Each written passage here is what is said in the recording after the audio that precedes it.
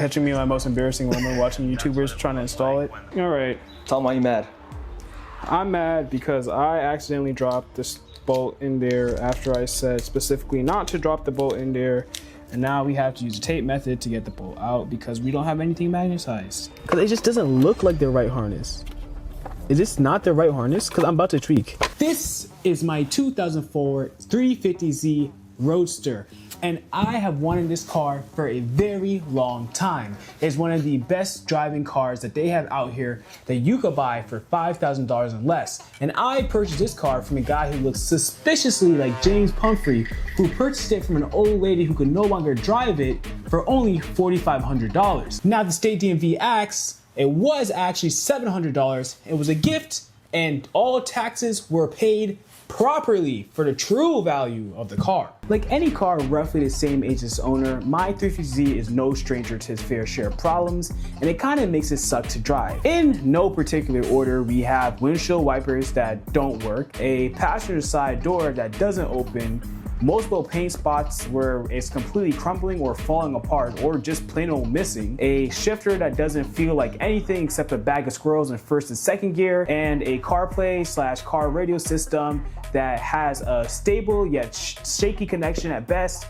or completely doesn't connect at all during busy traffic at worst. So my goal for this car wasn't necessarily to throw a bunch of money at it. You've seen crazy 350Z builds. You've seen builds that take these cars and completely gut them and turn them into track monsters and weapons and things like that.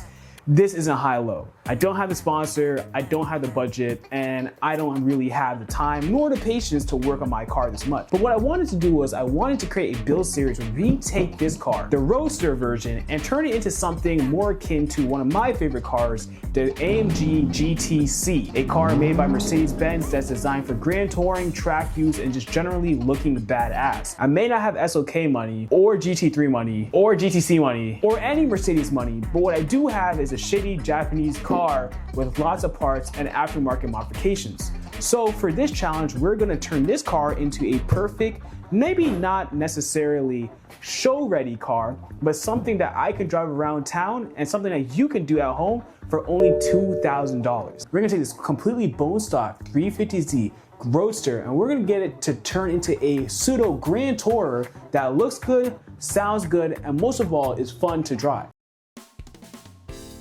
Okay, so this is where we get to actually start working on the car. Now, if you're like me and your door handle has completely shit the bed, it should be relatively simple to get it off. Now, apparently what happened was when Nissan made this car and several other cars, especially the 300ZX, they put a really easy to break part inside of the door handle, which caused it to be a high wear item, which eventually caused it to stop working. When I first bought this car, both of these door handles worked. Now only one of them does. So what we're gonna do is that we're gonna replace this door handle, or at least get it to work to the best of our abilities, and maybe we won't have to go buy a new one.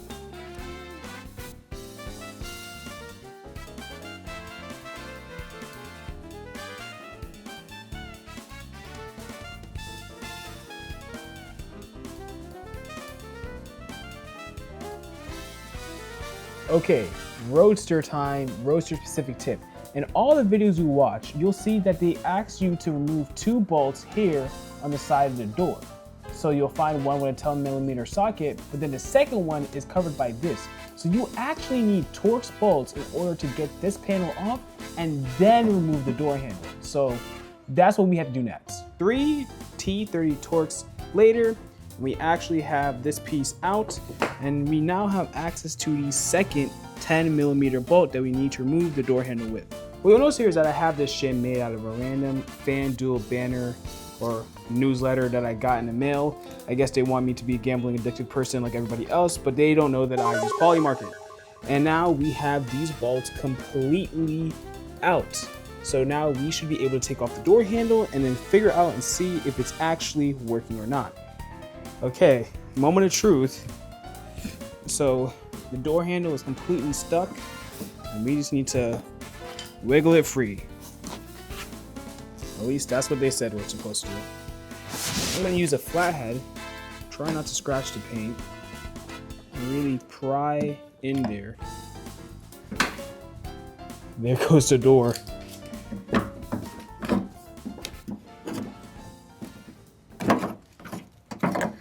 Yeah. So in a surprise to literally nobody, the entire front door handle assembly on my passenger side just blew up. It is in pieces, similar to our US economy in the housing market. The spring completely came apart. This part right here is actually the parts of the spring holder. And you can see here that it's rather loose. So that's why the passenger side doesn't like work at all. And now we had to order a new one. So that sucks. So if you guys come over to my office, I'm actually gonna show you guys a pro strat that car dealerships don't want you to know. I'm gonna teach you guys a pro strat. So what you wanna do is you wanna go to this website called Facebook Marketplace. I don't know if you guys have heard of it. And what we're gonna do is we're gonna look for our car, the same car that we have, and we're gonna look for parts. So we're just gonna go over here, right?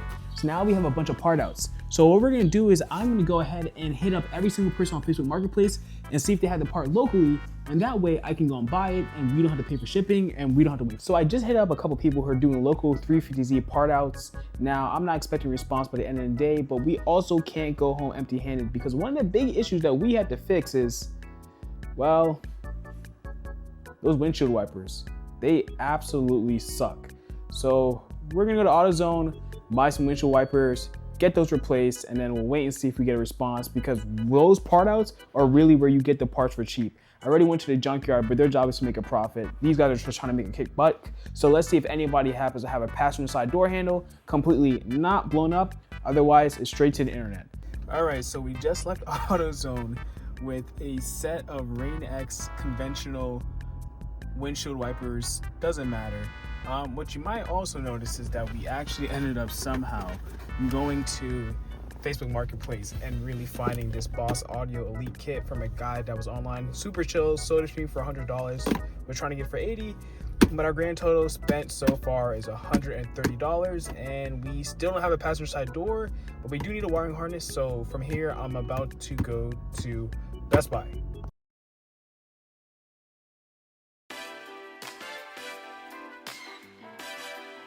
All right, so it's a completely different day altogether, and we have several Amazon packages that came in.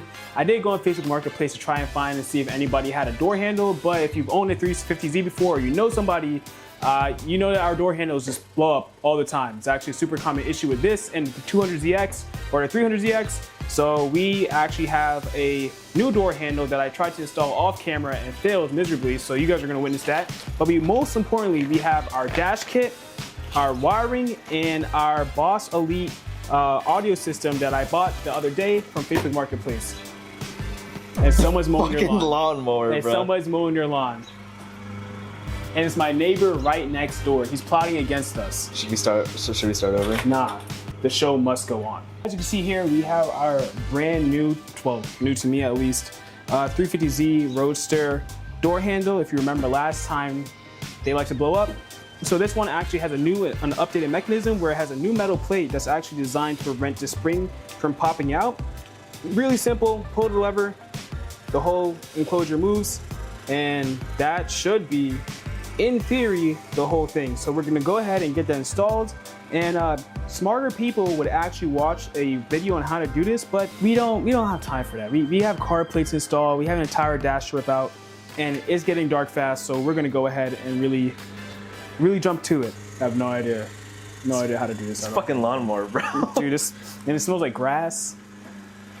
People build Lamborghinis in their garage. Did you know that? Not even Tayo Lopez. People actually build Lamborghinis in their garage, and here I am. You know, the difference between me and actual car YouTubers is that normally car YouTubers know what the fuck they're doing. And No. This is like the people's YouTuber. Folks-tuber. The guerrilla style filmmaking, bro. What? Dude.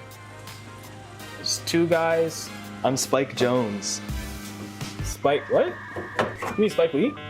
No, I'm the white one. The white Spike. What are you talking about? Really?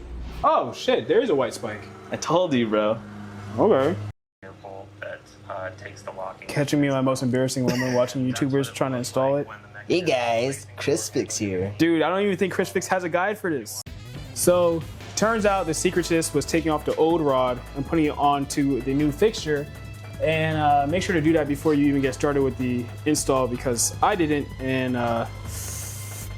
yeah, now I feel really stupid. Nah, I gotta put on gloves. This shit's more lubed up than P. Diddy's mansion. That's very topical. That's very topical. I'm sure that'll age properly. Cur Chow. Yeah! All right. Now we have one mostly intact door handle that moves the rod down. Oh God, okay. What a miserable ass Existence. No, man, I love my life. Yeah, you know, China's been making a lot of strides in automotive technology recently. I don't know if you saw, they have cars that jump. Yep. Is that true? Yeah. I didn't make that up. Yo, imagine if the free market was free for real and we can have Chinese cars in America. That would be so fucking lit, right? Found footage. Found footage and it's us being detained at the airport. Talk about Chinese vehicles. Chinese vehicles, bro. I'm done, bro. First, they came for Doug DeMuro, and I did not cry for I wasn't a millionaire. Yeah.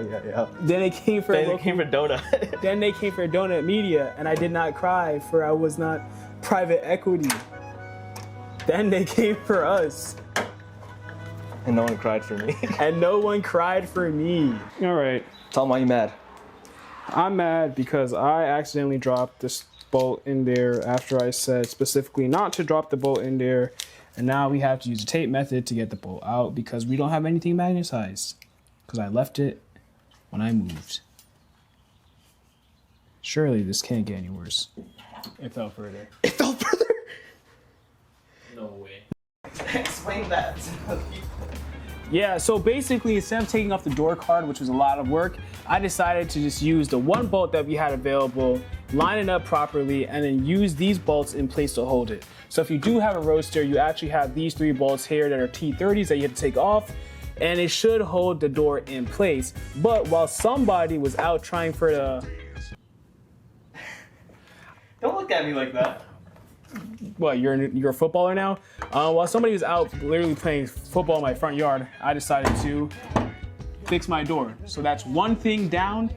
The next big thing is the interior dash, and that's gonna be worse. The next big step is supposed to be super simple to remove this dash. You're just supposed to grab this handle and just like yank on the whole thing, and it should pop right out. So here we go.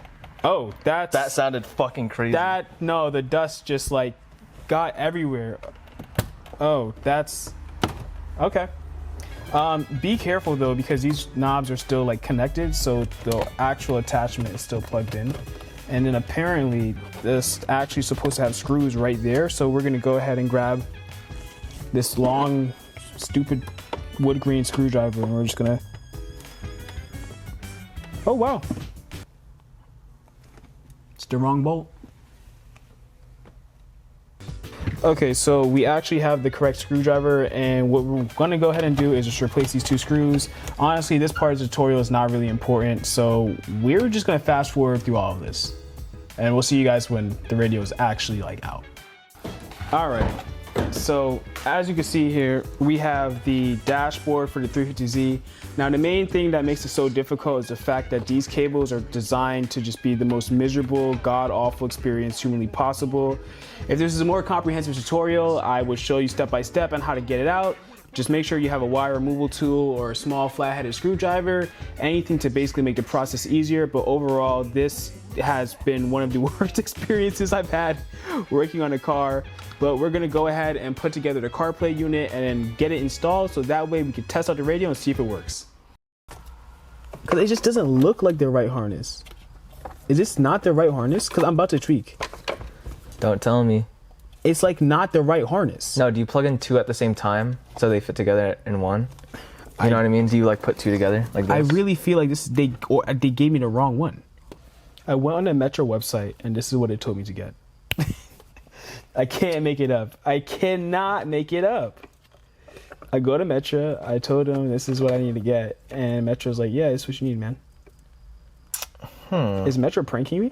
I think they are. Metro Booma make it boom? Is Metro pranking me? Damn, this fucking sucks.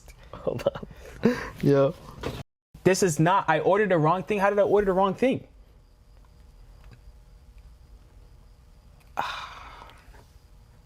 We gotta get a new one. Yo. We have to get a new one.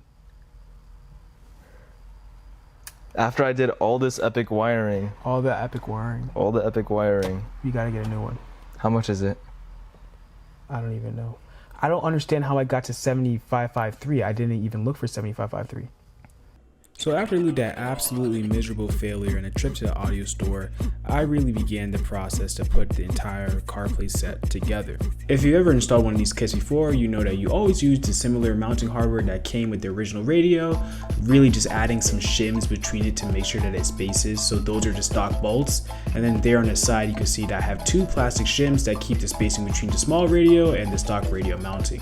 And this is what the final product looks like. As you can see, the fitment isn't great, but considering Tesla charges $100,000 for a car with the same gaps, I'm not exactly too upset about it. If you have a Bose sound system, this is where you really want to pay attention, because these RCA cables are supposed to use to keep the amplifier connected to your new radio. So these purple and green cables go to the rear left and the rear right respectively, and these gray and white cables go to the front left and the front right respectively. And it's important that you have these correct, because if you don't, you'll have the audio be completely reversed. So you want to make sure that these cables are connected. I know some of you may not have the Bose amplifier kit, but this kit specifically is for those with the Bose amplifier kit. So if you get one without it, then it wouldn't even come with these RCA cables, and you could just skip this entire part of the process. After wiring and soldering everything together, I wanted to make sure that my connections were actually accurate, so I went ahead and put in the audio system and then wired it up without assembling everything complete to make sure that it works. And the Boss Elite audio system kind of sucks, but for $100 I really can't complain. And overall, I just wanted the process to be over with, so we're going to go ahead and show the time lapse of me doing that.